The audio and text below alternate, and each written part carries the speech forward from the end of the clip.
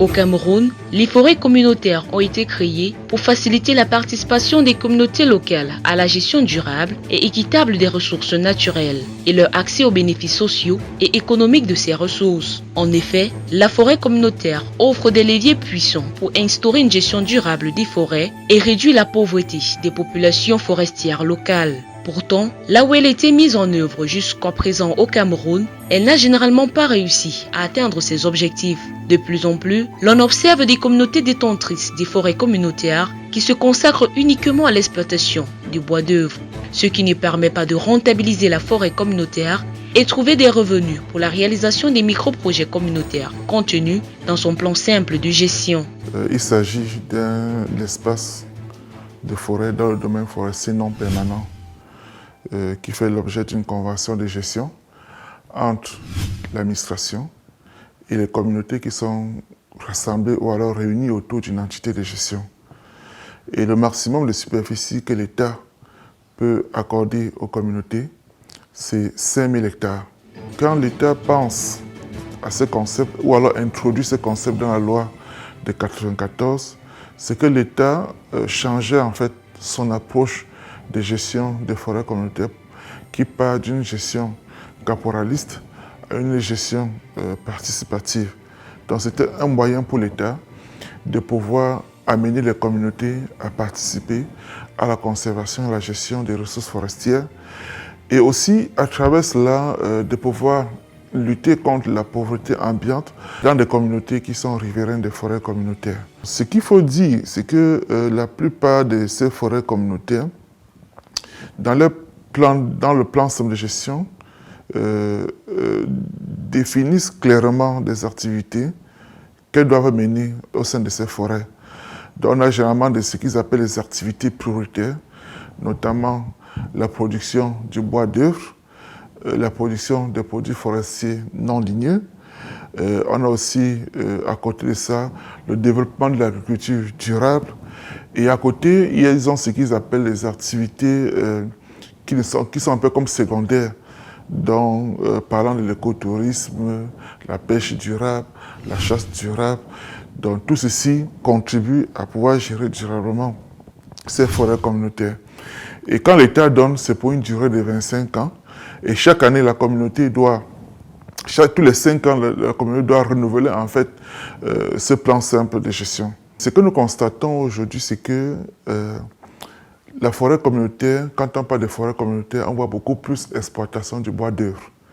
Et beaucoup de communautés se sont beaucoup plus focalisées sur l'exploitation. Et en le faisant, ils réduisent en fait le potentiel que cette forêt communautaire a pour pouvoir améliorer les conditions de vie. Parce que se focalisant uniquement sur l'exploitation du bois d'œuvre, on néglige à côté d'autres atouts de cette forêt communautaire qui auraient pu être valorisés. Ce que nous avons aussi relevé, c'est qu'avec l'exploitation du bois d'œuvre, ça a plus créé des conflits dans des communautés. Parfois, ce sont des élites qui s'approprient, qui s'accaparent, qui prennent la forêt communautaire en otage. Et quand bien même la communauté veut se montrer un peu intéressée à la chose, c'est un exploitant forestier qui vient et signe des contrats d'exclusivité avec la communauté et les met en difficulté dans ce qui, à un moment, s'apparente, comme je disais tout à l'heure, à une prise d'otage des forêts communautaires par des entreprises. Et directement, on ne peut pas avoir des retombées dans la vie des communautés.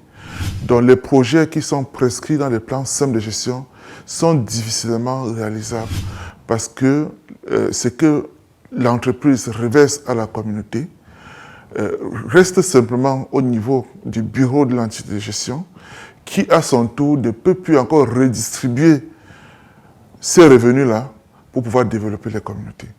Les communautés détentrices des forêts communautaires doivent assurer la promotion de l'agroforesterie et la valorisation des produits forestiers non ligneux. Afin de promouvoir ces différents aspects, il est important pour ces communautés d'identifier un système agroforestier performant et adapté à la communauté, d'identifier les possibles jumelages qui peuvent être faits entre 2 ou plusieurs spéculations agricoles à période de production variable, cas de l'association cacao, safoutier, oranger, plantain. Ces associations peuvent aussi être faites entre les animaux, insectes et d'autres cultures. C'est le cas par exemple de l'apiculture qui associe les abeilles à un champ de gombo pour la production de miel. Amener les communautés à développer de telles activités amènerait en fait les forêts communautaires à pouvoir atteindre les objectifs qui ont été fixés dès le départ, c'est-à-dire lutter contre la pauvreté et améliorer les conditions de vie dans des communautés.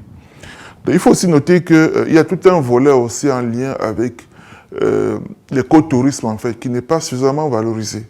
Ce qu'il faut noter dans certaines forêts communautaires, généralement celles qui sont en périphérie des aires protégées, je vais prendre pour exemple les séries de forêts communautaires qui se trouvent au nord du parc national de Campoman.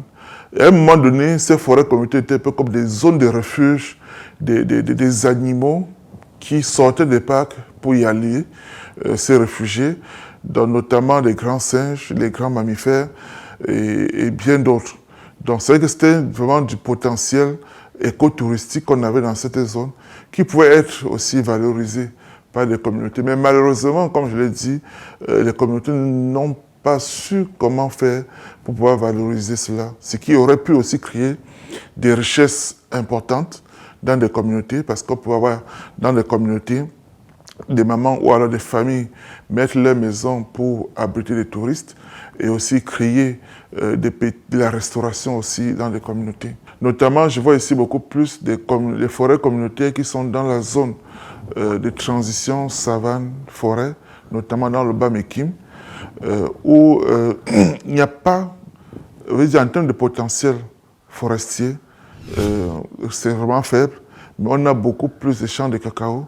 Mais voir comment amener ces forêts communautaires à développer et associer en fait à côté de la cacaoculture d'autres cultures, que ce soit des arbres fruitiers, que ce soit des bananiers plantains, bien d'autres produits agricoles, mais qui auraient permis en fait à ces communautés de pouvoir aussi améliorer leurs moyens de subsistance des produits alimentaires. Voilà. Quand nous allons dans la zone du sud-est, notamment dans la zone de Djoum Mintom, à Zouébefam, un peu plus loin, on se rend compte qu'il y a la Dja, le fleuve Dja qui circule dans cette zone-là. Et à l'intérieur de ce cours d'eau, on a carrément des poissons qui sont endémiques. Et généralement, quand vous y allez, les communautés vous les présentent et c'est bien. Et ça fait un potentiel halieutique que la communauté peut prélever, sécher et commercialiser. On pense que focaliser uniquement la forêt communautaire à l'exploitation du bois d'œuvre serait vraiment c'est limiter en fait le potentiel de ces forêts communautaires. Un système de collecte, de stockage et de commercialisation des produits obtenus doivent être aussi mis en place. Cela est également faisable avec les produits forestiers non ligneux qui de plus en plus deviennent rares dans les forêts communautaires. Il faudra ainsi passer à la domestication de ces produits forestiers non ligneux qui consiste à les cultiver dans les forêts communautaires. Il peut s'agir de la domestication de l'ocoque, du ginseng, du moabi. L'avantage avec cette pratique est que les sources de rentabilité sont diversifiées et les forêts communautaires ne sont plus dépendantes de l'exploitation uniquement des bois d'œuvre. Les saisons de récolte et de commercialisation des produits sont variées et peuvent s'étaler sur tous les mois de l'année. Dans le cadre des activités d'exploitation forestière dans les forêts communautaires, 7 points sont à respecter pour assurer une contribution réelle des forêts communautaires au développement local des communautés. Respecter le plan simple de gestion qui doit prendre en compte l'exploitation des produits forestiers non ligneux et des rebuts de bois. Développer l'écotourisme, respecter la planification financière, impliquer toute la communauté dans le choix prioritaire des projets communautaires, respecter l'exploitation forestière parcellaire annuelle, éviter les partenaires véreux qui préfinancent l'obtention des documents d'exploitation et fixent le prix des essences à couper. Éviter de partager les revenus issus de l'exploitation forestière, mais plutôt les investir pour la réalisation des projets communautaires. Rendre compte de la gestion de la forêt communautaire à tous les membres de la communauté. Pour la recherche des partenaires, la révision du plan simple de gestion ou la maturation des projets communautaires, les gestionnaires des forêts communautaires doivent solliciter l'appui technique de l'administration forestière, comme le prévoit l'article 37 de la loi forestière de 1994 ou des ONG. Une bonne gestion communautaire des forêts permettra de disposer des forêts de manière durable et restera bénéfique pour les communautés.